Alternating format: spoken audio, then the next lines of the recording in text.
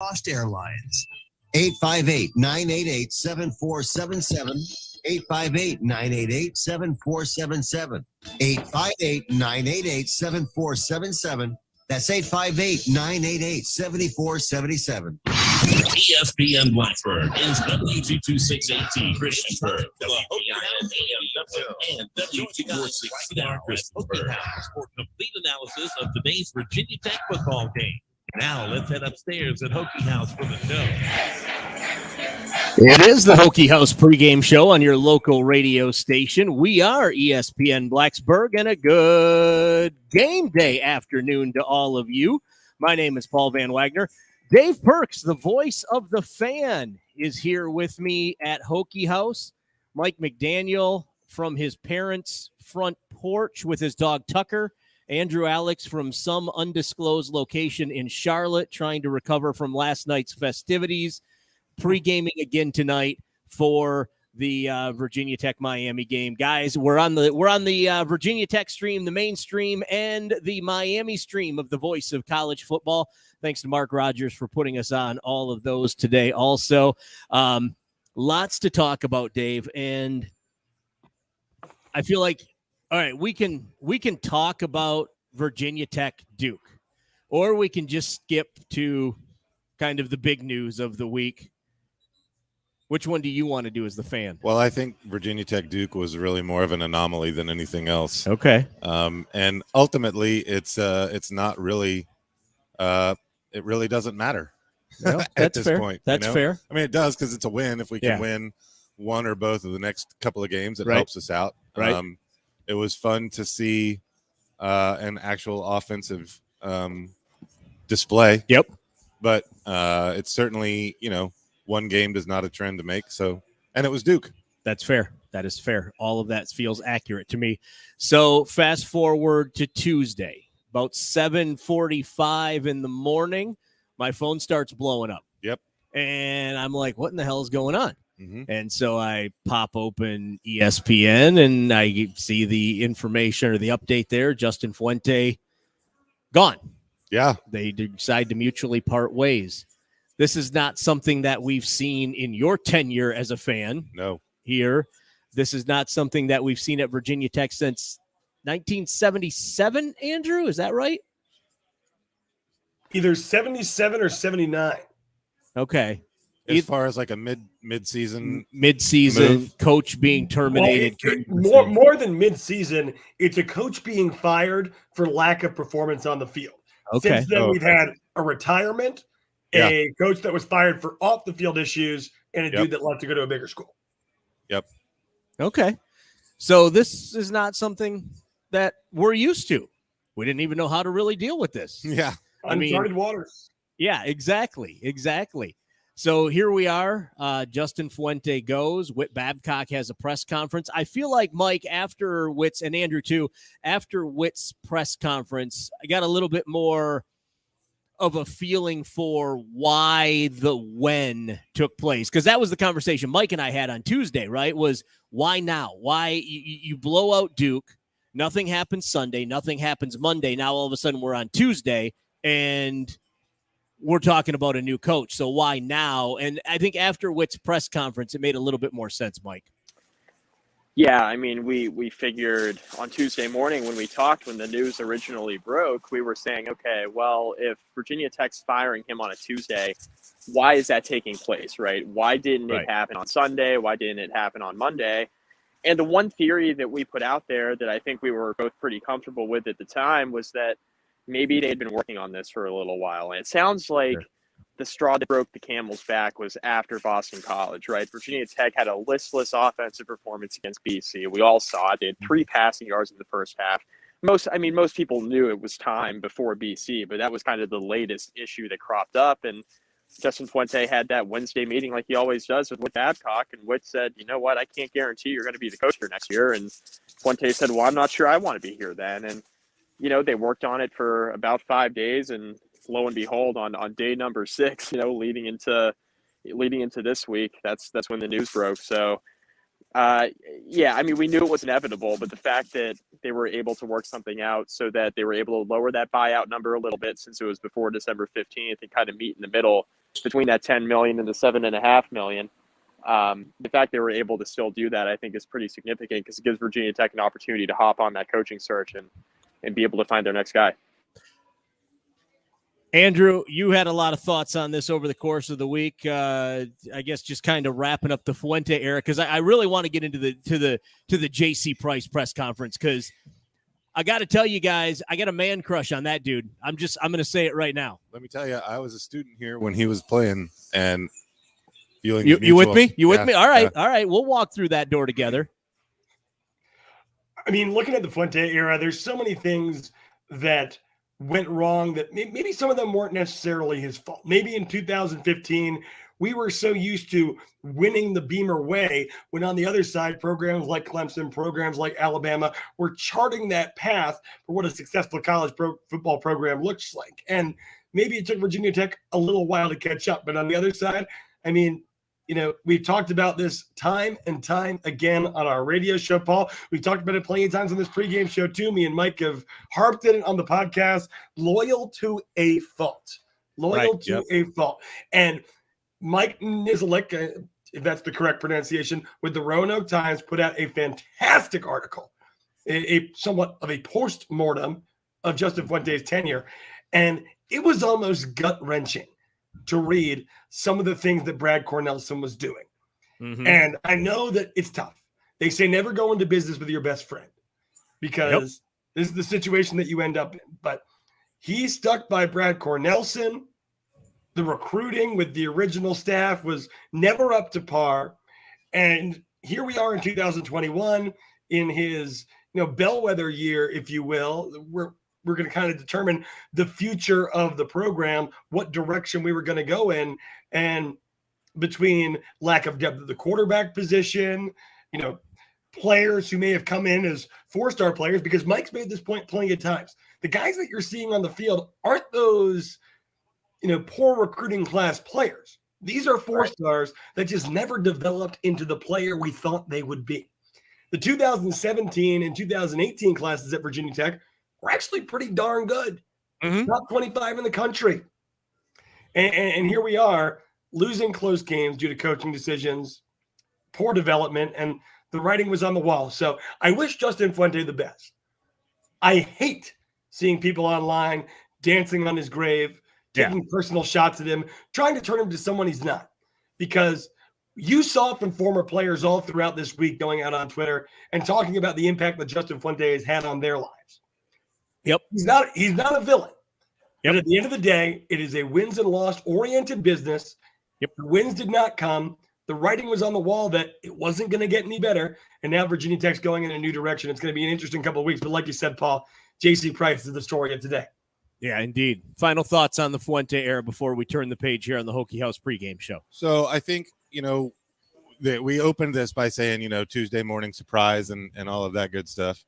And nobody was expecting it. Well, in a lot of ways, that was Fuente's decision, right? Because he decided to not stay with the team for the last couple of weeks. And to Andrew's point too, I don't like what has become of the Virginia Tech football program, right? But I don't know the man as a man, so I don't have anything to say about him there. I do think that there's a little bit too much going on with he quit on the team. Yeah, I don't necessarily think that, but when you read that article that came out in the Roanoke Times, it's very clear that he was shielding a lot of stuff from the coaching staff. So what occurs to me is that he, nobody wants to stay in a job that that you're not going to have in 2 weeks, but he spent 6 years talking about honor. Yeah, and there is a certain amount of disappointment in walking away with 2 weeks left. Fair to leave a coaching staff to deal with the fallout from that hasn't had to deal with fallout because he's kept them from it. Right. So now they're not prepared to do that. And it was just as much a surprise to them as it was to everybody else. Yep. So that's kind of my thoughts fair. on that's it. fair. So we turn the page, guys, and I'll be honest with you. Okay. So I'm just speaking here to the group, to the people listening, to the collective. I knew J.C. Price was a coach on staff. I didn't know J.C. I've never met the man. I had no idea. In fact, when they announced that he was going to be the coach, I was like, okay. I was a little bit confused, honestly. I mean, I didn't know who I wanted or was thinking was going to be the coach. I was just kind of, I guess, indifferent. I don't know if that's the right term. I was a little confused about the why. Fast forward to Thursday when JC has his first press conference. I'm ready to run through a wall for that dude. Like, you talk about a guy that just eats, sleeps, breathes, bleeds. I think he might even pee Virginia Tech. Like, I'm ready. Like, let's go. Like, do you need me to put on a helmet, shoulder pads, like whatever? I'll do whatever you need. Like, that guy is what Virginia Tech is, man. So I was a student here when he was playing. Okay. And God, that was a long time ago. Well, sure. Sorry. I mean, yeah, decades even. But it really, like, that team in '95 that won the Sugar Bowl is the embodiment of everything that everybody who talks about Virginia Tech football is talking about. Right. And he was the leader. I mean, we've all seen the story, but I mean, I remember watching the game against Miami. Yep. Nobody thought we were going to win that game. Yep. Most of us didn't think that team was going to win that game based on how it had started. He had 4 sacks in that game. Mm-hmm. And the last one, when they were driving, we won that game 13-7. If they had scored and kicked the extra point, game over. Right. We're done. He chased the quarterback down. I mean, he chased him all over the daggone field and brought him down for a loss. And that wasn't the final play of the game. Right. But it set him back and they didn't score. Everything about this move is perfect. And, you know, the discussion around bringing a guy who is a consummate Hokie to the forefront that then enables the coordinators to still do their job and not have to add this to their job description for 2 weeks. Yeah. Was a great move. Yeah. Guys, your thoughts? So I think it's quite interesting. Can you hear me? Yeah. All right. I think it's quite interesting in a number of ways here. Number one, Virginia Tech was in a weird position where they had not one but 2 defensive line coaches, right? You had J.C. Price and you had Bill Tierling. So in general, it doesn't really screw up the day-to-day as much as it would if you told Justin Hamilton, hey, you got to run the defense, but you're also head coach. That's a huge aspect, right? Because continuity is so important. As J.C. Price said in his press conference, these guys are creatures of habits. But on the other side, and we know that, I mean, I don't know about the future of J.C. Price. I really do want him to stay on staff. I think that most Hokie fans agree. But let's be honest with ourselves. Most of the staff's going to be gone. Mm-hmm. The new coach is going to have autonomy in who he wants to retain and who he wants to bring in. And it's hard to imagine more than maybe 3 or 4 of the guys, or at least the primary guys on staff, being retained. Because, you know, there's a reason the head of this staff got fired in the first place. They're going to want new blood. Right. But when J.C. Price can go on that Zoom call, he can make a compelling argument to recruits. He can make a compelling argument to the players currently on the roster. Don't throw in the towel. Give this a chance, because I eat, sleep, breathe Virginia Tech. I love this place. It is who I am. And that's an argument that comes from the heart. And that's an argument that Brad Cornelsen can't genuinely make at this point. That's an argument that Vance Vice probably can't even really genuinely make at this point. So in that sense, on top of, you know, just get a guy that the players can get behind and get a guy who the fan base can get behind. You know, it's a turbulent time. And I haven't seen more positivity on Virginia Tech Twitter than I have in terms of these fans rallying around J.C. Price, a legend of the program who has grinded his teeth at both James Madison and Marshall to even get a chance to be on Virginia Tech staff. Now for the final 2 games of this season, against which many Virginia Tech fans would consider to be Virginia Tech's 2 biggest rivals, and a chance for bowl eligibility, and perhaps even a chance to spoil UVA's shot at an ACC Coastal Division championship. You know, Whit Babcock is a smart guy, and it showed. Mikey? Yeah, I agree. I mean, everybody had their list as far as if Virginia Tech were to make an in-season move, who would be the guy that would be the interim. And I think the one guy everybody thought was Justin Hamilton. But then the thought was, okay, well, if Justin Hamilton is not going to be a serious candidate to be the next head coach, why would you promote him, right? Because what that does is that puts Witt under unnecessary pressure. If Virginia Tech were to play well the last couple of games and Hamilton was not a guy on his list that was ready to be the Virginia Tech head coach, there would be a lot of pressure from the fan base. So when you took a step back to think about it, it didn't make a lot of sense to make Hamilton the interim, right? So if he wasn't going to be the interim, then who was it going to be? And I think to pick J.C. Price, a guy that I think a lot of us should have thought of, but I certainly didn't have J.C. Price come to mind, it was the perfect choice. It was the perfect choice. A guy who, number one, understands what these two games upcoming, the one tonight and the one next Friday, mean to the fan base, right? Firsthand knowledge. A guy who has played in big games against both of these schools and knows what these rivalry games mean, to Andrew's point. To have him come out and be that charismatic and that emotional on Thursday, when discussing what it meant to him to be the interim head coach of Virginia Tech, calling it a dream come true, but at the same time understanding that, this is not how he wanted to be named the head coach, right? Mm-hmm. Because he had so much respect for Justin Fuente. He said all the right things. He struck the right chord with everybody, I thought, at the press conference. And I haven't seen this. I haven't seen a single bad thing said about J.C. Price in that press conference that he had. And we're all wondering how the team's going to play the next 2 weeks. We know the results are kind of moot. I think the players would like to get to a bowl game, certainly. But as a fan base, I mean, the way J.C. Price is going to go out and represent Virginia Tech as interim head coach the next couple of weeks, I think gives the fan base something to hold on to in what's been a lost season. Absolutely. I think, another thing too, we were just talking, Andrew was talking about, the imminent departure of many coaches. Right. There's an opportunity here, I think. One of the biggest criticisms of this program over the last 6 years has been their lack of involvement, communication with care for former players. Yes. And so we've got former players on the staff and they're doing a great job. Mm-hmm. Now, does a new coach retain Justin Hamilton as a defensive coordinator? I don't know. But if he doesn't, how great of a story is it for a guy like J.C. Price, who has, to the earlier point, grounded out at places like JMU and Marshall mm-hmm. and now here, and is doing a great job with his players. Yep.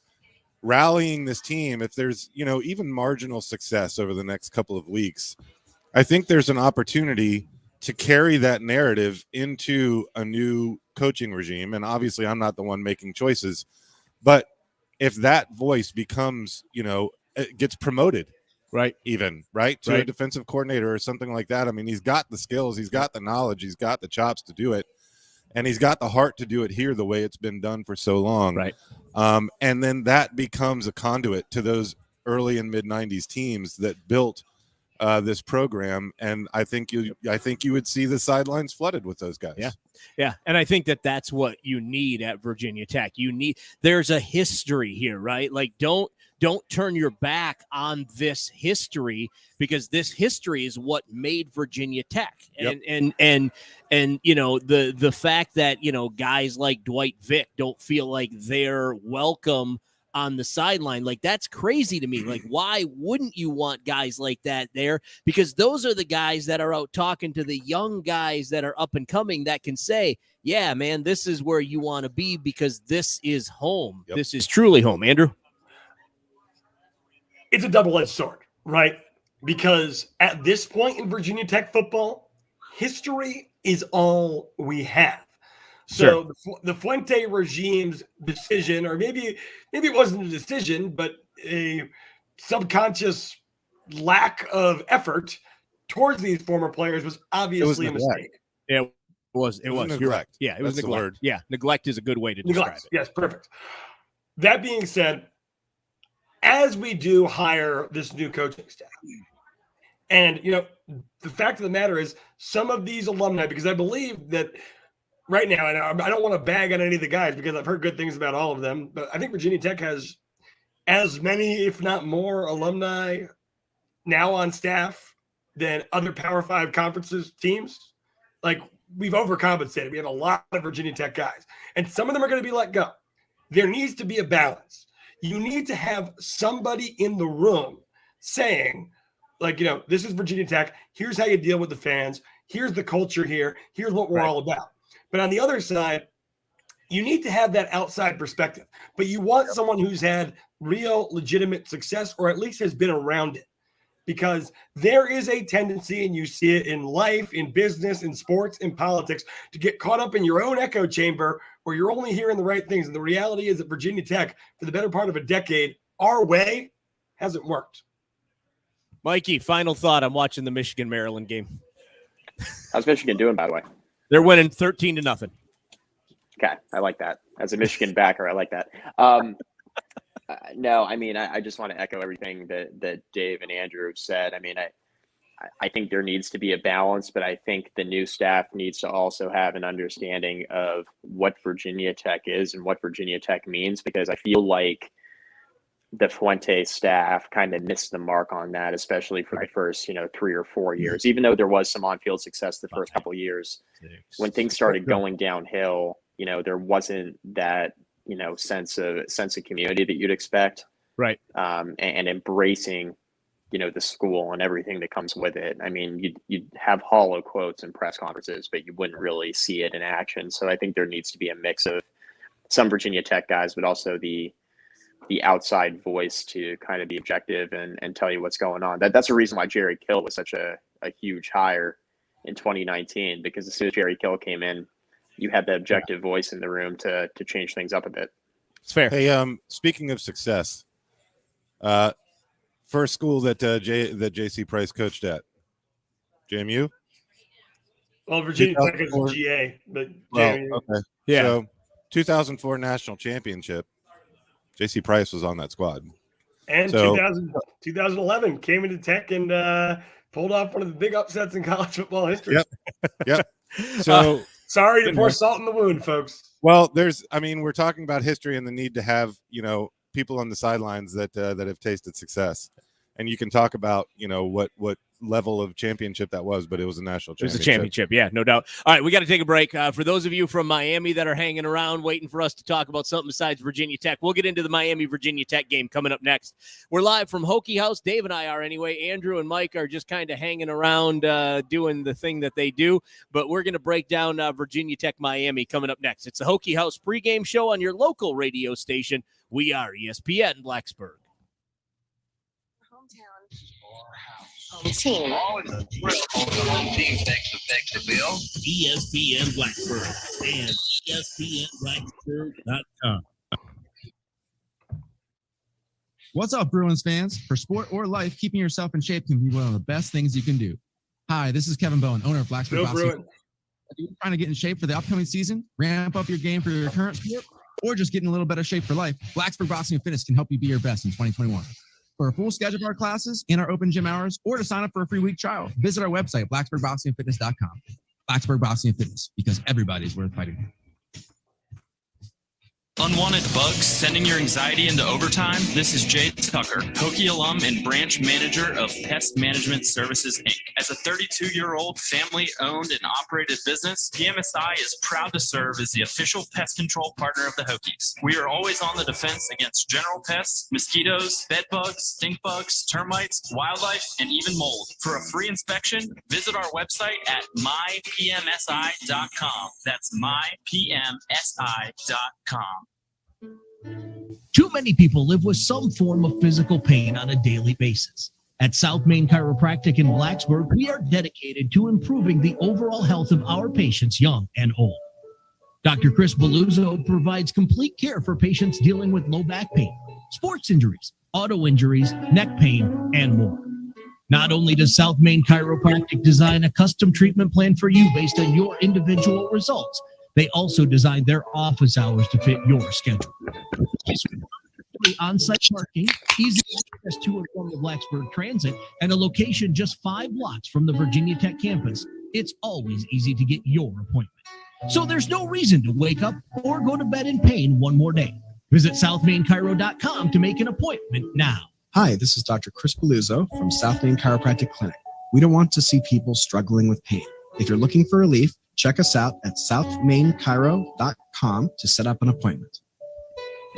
Learn how thousands of smart homeowners are investing about $1 to avoid expensive home repair bills. John, a former non-customer, said, "My air conditioner broke and I had to spend $1,900 to fix it." Jeff, a customer, wrote, "My air conditioner broke and I got a new one at no out-of-pocket cost." Mary, a former non-customer, wrote, "My heating system stopped running. I had to spend $3,000 to get a new one."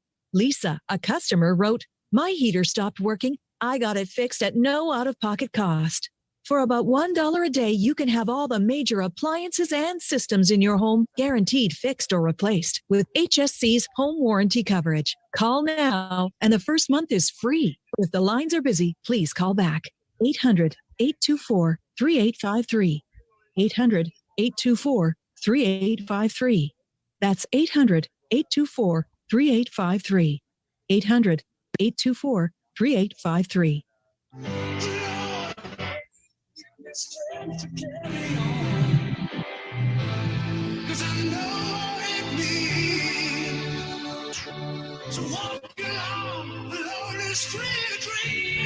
It's the Hokie House pregame show on your local radio station. We are ESPN Blacksburg. Paul Van Wagner, Dave Perks, the voice of the fan, Mike McDaniel, and Andrew Alex on the Voice of College Football page. We are streaming live on the Virginia Tech page, the Miami page, and the main page. Like, rate, and subscribe to all of those so you know when we're on talking about important things and nonsense, too, from time to time. Guys, this is a big game for both of these teams. Mike, you look at where the standings are right now. Both teams are in need of a win to get bowl eligible. Both teams are 5-5. Both teams are 3-3 in the ACC. Both teams, I think mathematically, I know the Hokies mathematically for sure because I watch Packer and Durham mornings on ESPN Blacksburg 7-9 or 7-10. I watched them the other day, and they were talking about how Virginia Tech mathematically is still in this thing to win the Coastal. So big game for both of these two teams. What? Why are you laughing? I love it when the qualifier is mathematically. It's mathematically. I mean, the Hokies have to win both of these games, Yes. and they need Pitt to lose to UVA. Right. And that, I don't know if that's UVA and then Syracuse the next week. Is it both? I'm pretty sure that it's both. Is it both? Oh, okay. Yep. I trust me. I looked into this multiple times today. All right. All right. Well, so running the Jason mathematical Price, ACC Coastal champion. Right. I'm down for that. I get behind that. Yeah. Mikey, is this a more important game for one program or the other? Oh, it's certainly more important for Manny Diaz. I mean, Virginia Tech effectively wrote off the season from a wins-losses standpoint when they fired their head coach. I mean, for Miami, it's a bigger deal for Manny Diaz. Blake James, the athletic director at Miami, was fired last week.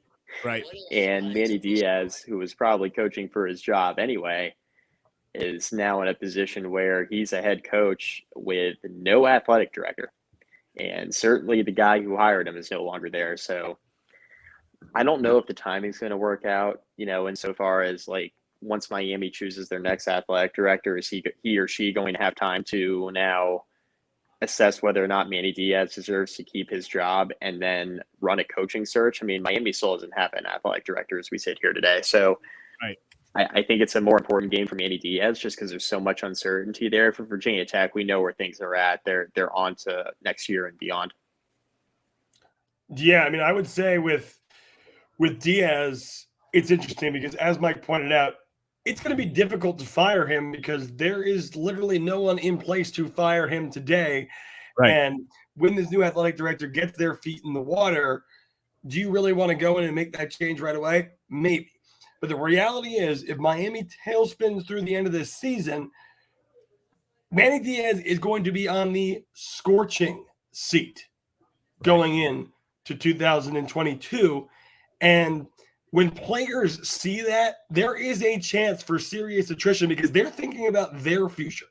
Mm-hmm. So I'm really curious to see if Miami does do poorly, what happens. Because you're kind of stuck between a rock and a hard place if you're this new athletic administration at the U. Imagine keeping your job just because there's nobody to fire you.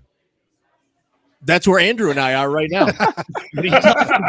You said it, not me. I was thinking that's where we are right now. You look at this season for Miami, though, right? I mean, you lose the first game of the year to Alabama, who's the #1 ranked team in the nation. Okay, there's no real harm in that. Then you drop a game to Michigan State that, it is what it is. You lose to UVA and UNC back-to-back, two teams that really can't stop anyone, just seem to be trying to put up more points than you do.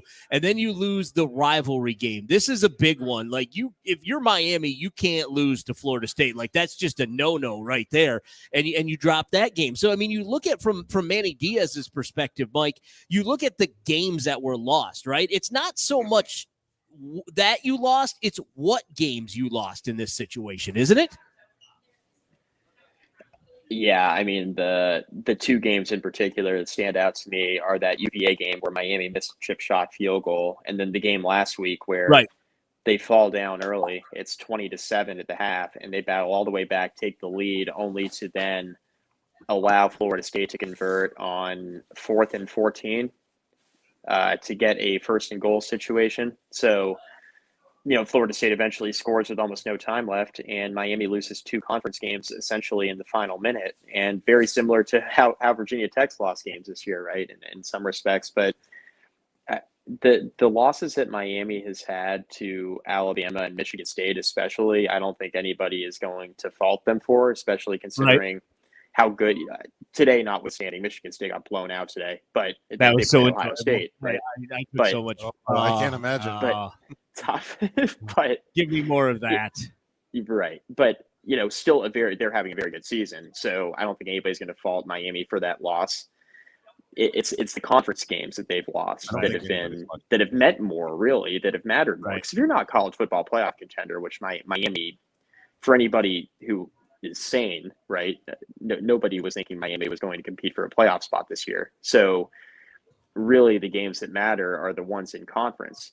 And for Miami to lose 2 heartbreakers like that and to put themselves in a spot now where they need to scratch and claw to get bowl eligible is not something Manny Diaz was hoping for, even with all the injuries they've dealt with. But through it all, they found themselves a quarterback in Tyler Van Dyke that I think has a really bright future and has played very well as a freshman this year. So it's kind of been a mixed bag. I think if you're a Miami fan, obviously you think the team should have played a bit better, but there have been some positives come out of the season too. I was not a Miami is back kind of guy. Andrew can vouch for that. I railed about that for first 2 weeks of the season. But you look at on paper, Mike, and I have the ACC preview in front of me from preseason, and hindsight is always 20/20. But they had 19 out of 22 starters coming back between the offense and the defense. Football Power Index projected them as the 10th best team in the nation. Football Power Index said they should win 9 games this year. This is a team that has woefully underperformed, and that seems to have been the MO of Miami for the last couple of years. Last year, obviously, maybe being an enigma because of COVID, but in full years, it feels like Miami they win games, but they don't win enough of the big games. I mean, that's been their issue, and it's been in the ACC and then in the non-conference. I mean, the Michigan State game on paper coming into the year looked like a toss-up game. Sure. I mean, knowing what we know now, Michigan State probably should have been favored by a couple scores, right? The Alabama game, nobody was expecting Miami to win. So Miami needs to get to a position where they are winning those 50-50 games in the ACC and going in and consistently competing with a team like Clemson, for example, right? On the occasion that you do have a cross-division game or even in a conference title game where you're going toe-to-toe with a power. Yeah. And they haven't been able to do that in the ACC, let alone in the non-conference. And that's why Miami fans, I think, are, truly wondering what's next for this program. And that's either with Manny Diaz or without him, because they've kind of gotten into this cycle where they're heading to a coaching search every 3 or 4 years. And there are a number of schools right now that are doing that. USC, Texas, LSU, outside of the one Coach O championships, been the same way. Yeah, and the thing is, though, Paul, you are not lying when you say that you are not aboard the Miami train. Because you said I wasn't. I wasn't. The U isn't back, and my argument at the time, and certainly Mike's argument at the time, was back is a strong term. This isn't going to be Ray Lewis and Ed Reed, but you have 19 overall starters returning. This should be a good team. But obviously, they have not been able to get over that hump. At the same time, prior to the Florida State game, weren't people talking about Miami as the team in the ACC, at least the ACC Coastal, that was riding the most momentum? Yep. I know it's a tough loss to Florida State. What have I always said about Florida State? When you have that much talent, you're playing at home, you're always going to be an upset candidate. So I just feel like the general public and maybe Virginia Tech fans are overhyping the degree to which Miami is a disaster at this point, given that 2 of their losses come to teams that right now are top 10 in the country. I just look at this, Dave, and yes, that Miami was riding high. They win 3 in a row, beat NC State, win at Pitt, which is impressive. Yep. You beat a Georgia Tech team that a 33-30 win over Georgia Tech doesn't do much to move the needle for me. If you're Miami, then you drop the game to Florida State. And well, Notre Dame's up on Georgia Tech 45-0 right now. So I mean, there's that. Yeah. And here we got this on the Voice of College Football. I mean, this is, my MK Dog 28 says Notre Dame killing Georgia Tech and we barely beat them enough by 3. I mean, like that tells you everything you need to know, right? I mean, I don't think that we as Hokie people are saying anything egregious towards Miami. I think that the Miami fan base is probably saying the exact same thing that we're saying right now. That whole trope of the U is back, right, is now 10 years old, and it's also 10 years false, right? So I mean, it's just become 4 coaches deep. Yeah, I mean, it's more of a punchline than a hashtag at this point. So but that's not to say that we probably won't have our hands full a little bit today too. Well, certainly. I mean, that's the thing. So I mean, that's the thing, though. Like Dave breaks a great point, right? Like there is a bunch of talent on the field for this Miami team. Like this is not. We're not talking about not a recruiting issue. It's not a recruiting issue. No, it hasn't been. Yeah, it hasn't been. It's just getting them to play on the field, Mikey. Well, Ed Reed had some great comments about it too. So. I mean, he's in the building and knows that the standard isn't what it should be, and is willing to talk about it from inside the building. So, I mean, Ed Reed has never backed away from anything in his life. That's fair, and I applaud him for that. But he knows, and he's got to hear it on a daily basis from all the guys that he played with, who came before and after him, and all that stuff. So, I mean, they know, and I the conversation that we're having here too about being back being a relative term. Well, if you talk to Miami fans, I doubt that it's a relative term for them. Sure. They know what it looks like, just like Virginia Tech fans know what it looks like from the history. Right. Right now, Miami is in the same boat that we're in, where all they have is their history. Yeah. Yeah. That's fair. That is fair. It is. I mean, that's a team in Miami. Go ahead, Mike. I was just going to say that's a team in Miami that's, consistently competed for championships in the past. Being back's a relative term, but to Dave's point, like they know what it should look like, just like Virginia Tech fans on a bit lesser scale, right? Because Tech doesn't have a national championship in football or multiple championships for that matter, but they know that 6-6 isn't the standard. 6-7, a 5-1 season. They know that's not what it's supposed to look like. No, of course it's not. But I mean, Virginia Tech, Miami. Late November, second to last game of the season. This should be on paper, based on the hype that comes with the name of the school alone, your play-in game for the ACC Coastal Division Championship year in and year out. But you look at the past decade of football that both of these programs have played. What separates them from Boston College? What separates them from Pittsburgh? The answer, in terms of wins and losses, is basically nothing. The story of these two programs right now is clawing their way back. And there's no definitive roadmap for either team. Miami seems like they would have the easier path. Virginia Tech's path shouldn't be that hard either. But here we are. I think actually going back to J.C. Price's Thursday press conference, this is why I think there's something happening today, something special about to happen. Okay. When you talk about two programs that are in the same boat and there's adversity and there's, question marks in the air, it comes down to the resiliency of your coaching staff and your players. Certainly. And I think just from hearing him talk about it and then from seeing, some interactions online, I just feel like that resiliency is running through the program right now. I would not be able to disagree with that. I 100% agree. All right, let's take a quick break. We got a few games going on around the ACC right now. We got a few games to talk about that have already finished. We've already made our picks for the weekend. I will tell you right now that I am crushing everyone, and I'm very happy about that because I am currently in last place. So I need to crush everyone to get myself back in this with 2 weeks left. We'll take a quick timeout when we come back. More of the Hokie House pregame show live from Hokie House on your local radio station. We are ESPN Blacksburg. It's over. Sports here at night and more sports over breakfast. Never stop the obsession.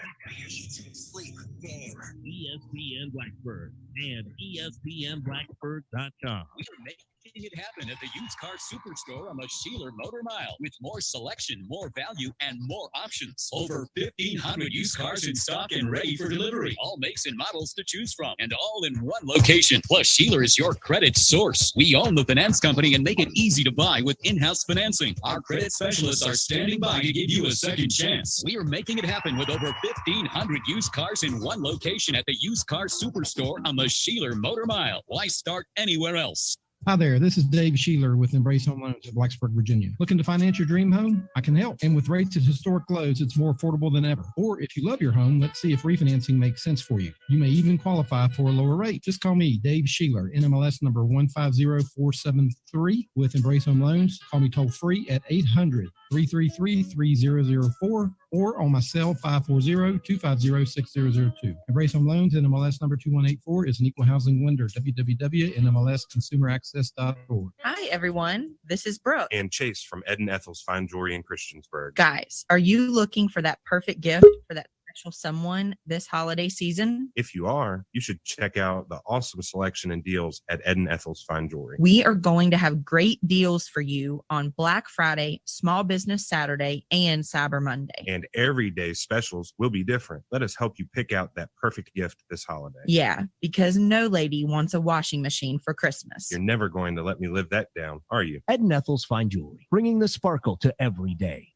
Zeppeli's is proud to celebrate its 25th year anniversary, where they have been making homemade fresh pasta since 1996. Owners Chris Mullins and Cody Thompson are proud to continue the traditions of Zeppeli's today. They say they can't do it without their wonderful staff and guests. So stop by for some homemade ravioli, spaghetti, bread, desserts, and more.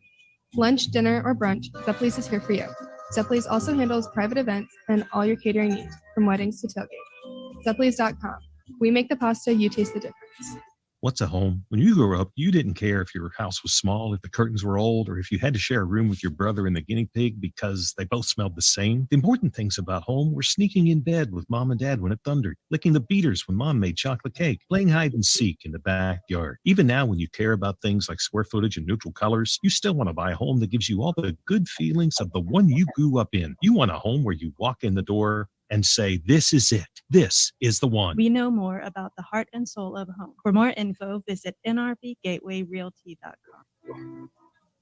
The past year has taught us the importance of living or working in an atmosphere you love. At Budget Blinds, we specialize in making the ambiance fit your lifestyle. Whether you're looking for blinds, shutters, shades, drapery, or film, our team of window treatment experts will work with you throughout the process to find the solution that fits your needs.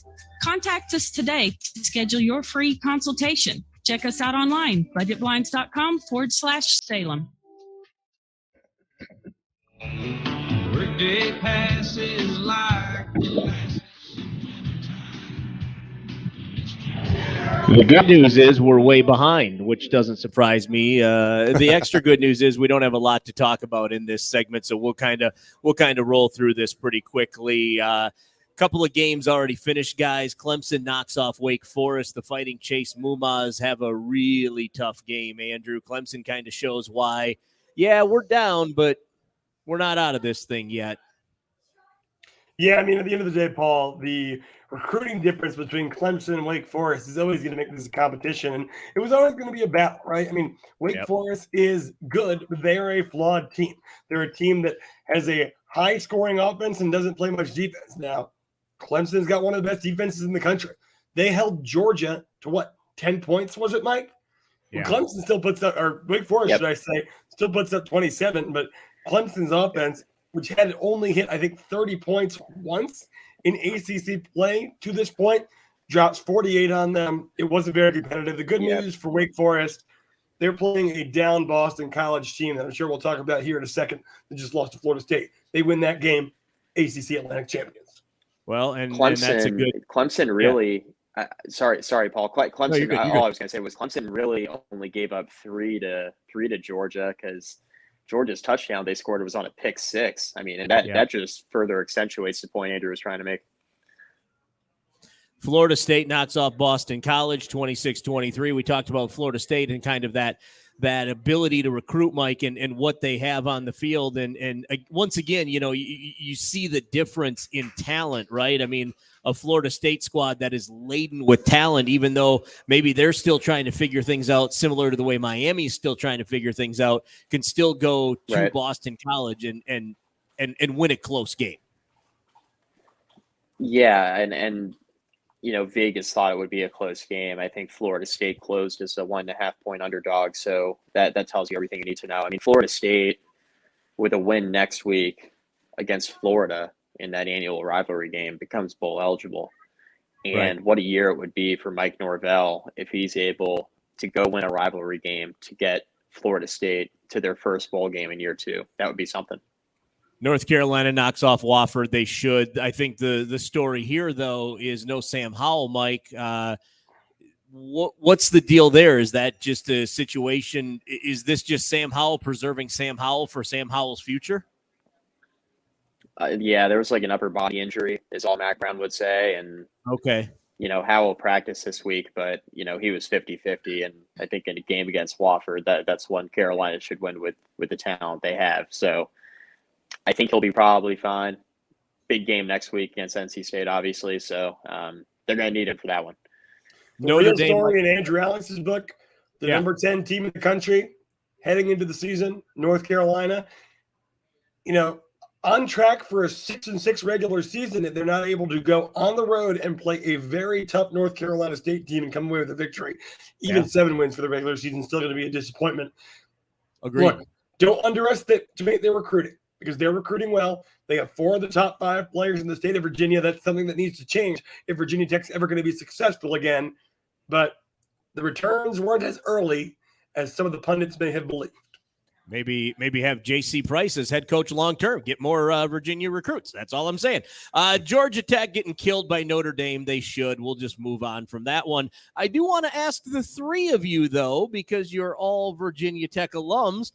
How do y'all feel about having to root for Virginia today against Pitt? How's that sitting with you, Dave Perks? It's all part of the mathematically perfect game, right? I mean, we've all been. Yeah, we're nothing if not mathematicians. That's right. Yeah, are mathematicians. There's we're not UVA backers. Right. There's always games every year that you wish if both teams could lose. Had one of those earlier. That would be great. Yep. But then you always find yourself as a fan having to root for the team that you don't want to root for. Unfortunately for you, Paul, in the game where you both wanted both teams to lose, one of the teams won rather decisively. Yeah. I'll say. Go ahead, Andrew. I mean, for me, it's probably.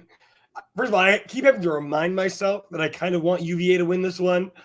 But at the end of the day, knocking off UVA, if Pitt wins, I mean, Virginia Tech wins the Coastal in the 0.4% chance, which, 0.4 is still a chance because Virginia Tech had 95% chances to win multiple games this year, according to ESPN, with under 5 minutes left, and lost I believe 3 of them.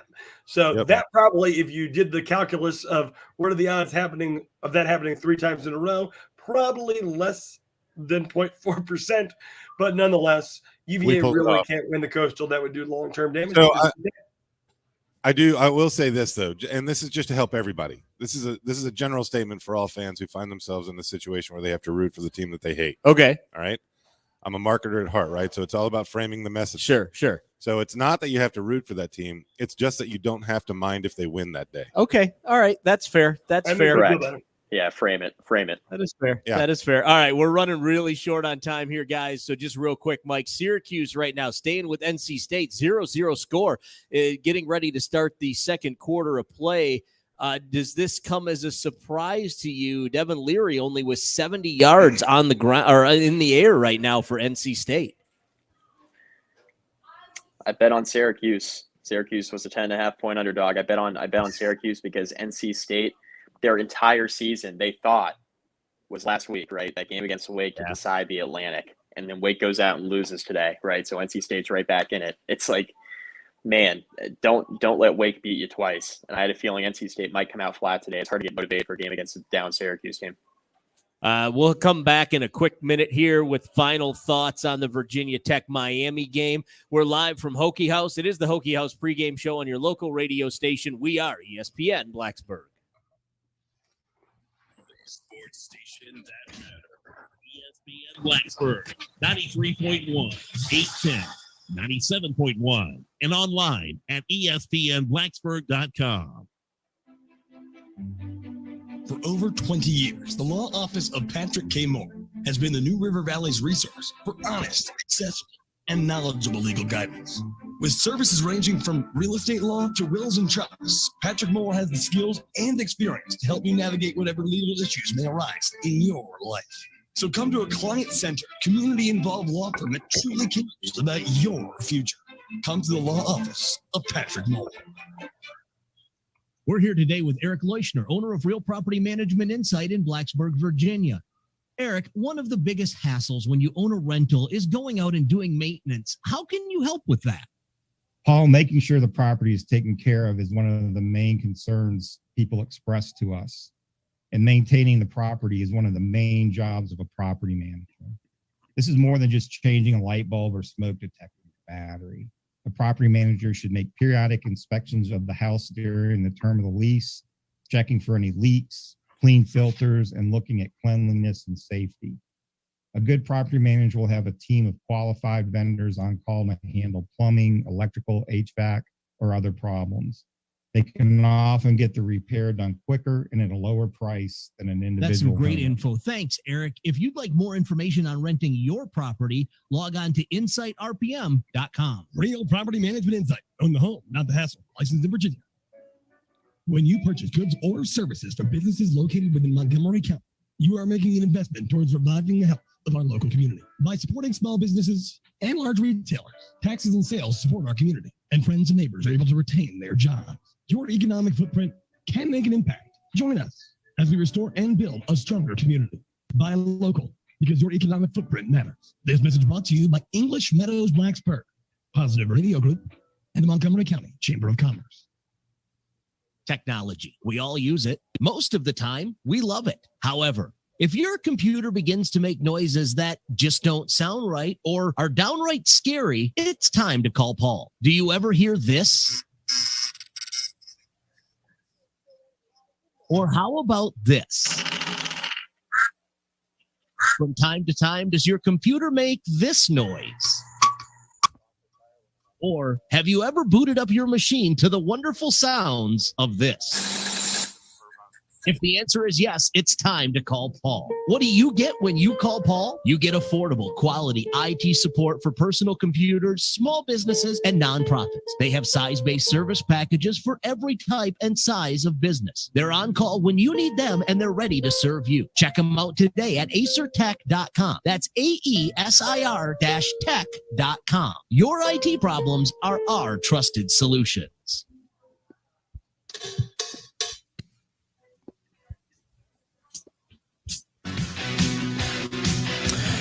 It's the Hokie House pregame show on your local radio station. We are ESPN Blacksburg. Paul Van Wagner, Dave Perks, Mike McDaniel, Andrew Alex, and of course, all of you listening everywhere and on the Voice of College Football on YouTube.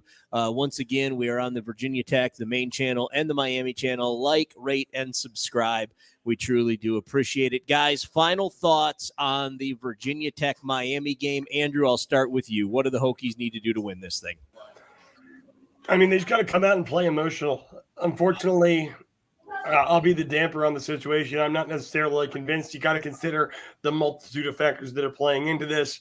They learned the coach was fired on Tuesday. That's a very emotional day. As J.C. Price said himself, coaches were acting more like psychologists that day than actually coaching football.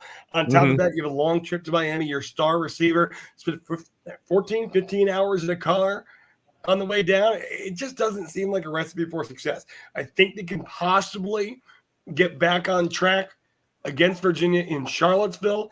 But for this game, Paul, I'm going to pick Miami 33, Virginia Tech 27. Mikey, real quick. I'm almost out of time. Yeah, Virginia Tech needs to limit the explosive pass plays from Miami. You know, play the run like you have the last couple of weeks where the run defense has been better. I think if you do that, you win the game. I'm going to go with Virginia Tech. I think the Hokies win. I'm going to say 24-16 Hokies. I'm going with the Fighting J.C. Prices. I'm going to do the reverse psychology thing here, and I'm going to go with Miami just because then that way, either way, I'm happy. All right. Thanks to Mike. Thanks to Andrew. Thanks to Dave. Thanks to all of you who came out today. Thanks to everyone who listened to us on YouTube and on ESPN Blacksburg. We will be back here next week for the UVA game. You have been listening to the Hokie House pregame show on your local radio station. We are ESPN Blacksburg. Go Hokies. Places in Nut House. We live for the sports you love. ESPN.